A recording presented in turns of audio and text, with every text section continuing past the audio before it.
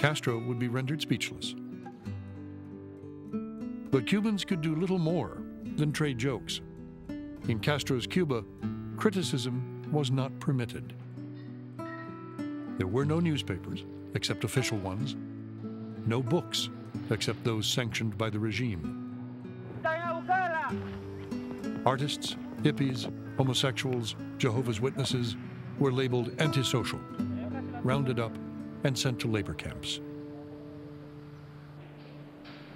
Jails filled with prisoners, from those who simply spoke out against the regime to those who committed acts of violence. They fighting the mountain. They think that I killed people. Was that true? I don't know. I don't believe it. I was judge in the tribunal. Did you have a fair trial? No.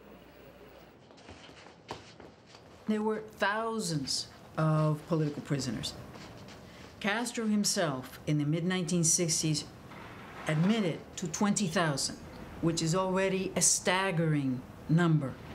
Already makes Cuba one of the highest, if not the highest, for per capita political imprisonment in Latin America's 20th century.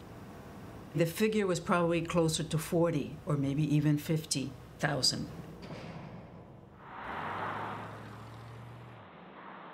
In March 1968, Castro moved to eliminate the last vestiges of capitalism in Cuba. He decreed all private businesses illegal. Street vendors, neighborhood cafes, shoe repair shops. Fixing a toaster in Cuba, one visiting economist remarked, has now become a matter of state.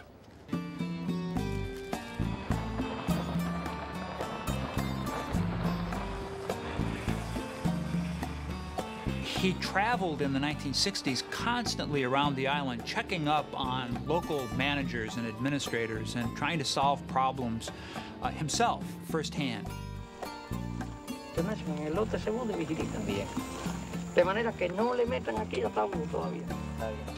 He didn't delegate authority all that well. And the result, of course, is that Fidel could not be everywhere. And so consequently, when he wasn't there to make a decision, the decision didn't get made because no one else felt they had the authority to make the decision. Fidel Castro is an enormously self-confident man, and he understands who he is, what he wants to do, where he wants to go, and he believes that he can do it. He fails to understand that there are many things he does not know, that there are a great many instances where people do not support him and he will not be able to accomplish his goals.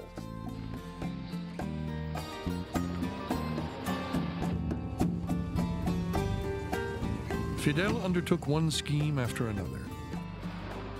Draining the Zapata swamp, planting a circle of dwarf coffee trees around Havana,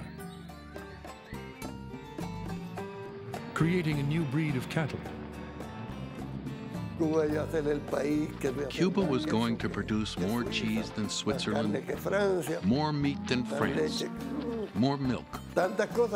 So many things that I think that man believed them, because Fidel Castro believes his own words, and that's the most dangerous thing. As one project faltered, Castro moved on to the next, always looking for the silver bullet. Finally, he turned to sugar, Cuba's traditional crop,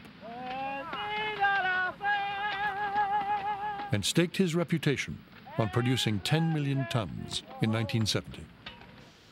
Y que aquí se ha dicho que ni una libra menos de los 10 millones. Ese es el problema.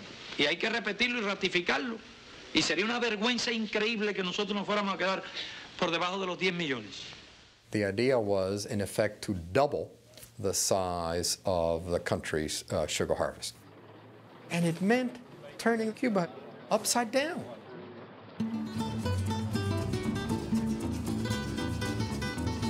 Everyone was mobilized. Factory workers, students, housewives. Volunteers came from all over the world. Vietnam, North Korea, the United States.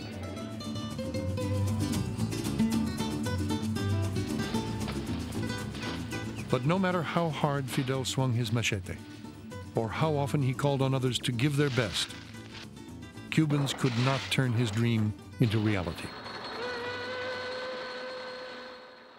Instead of 10 million, 8.5 million metric tons of sugar were produced in 1970. It was nonetheless the largest sugar harvest in Cuban history, but it was a failure because the goal was not achieved and because Cuban resources were destroyed and because the country, instead of free, powerful, and independent, was in a state of virtual collapse.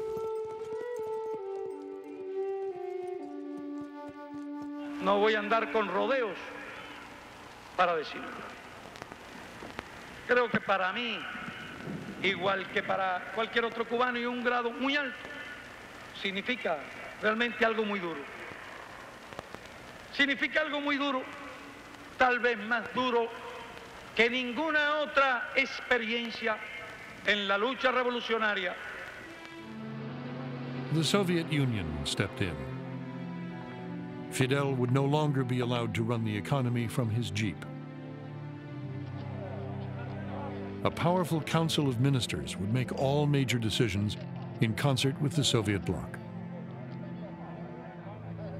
10,000 Soviet advisors would lend a hand. Castro presided over the revolution's essential capitulation to Soviet demands, organizational demands, structural demands, foreign policy demands, and perhaps one of the hardest things for Castro to accept was that he agreed to stop criticizing the Soviet Union in any fashion, direct or veiled criticism.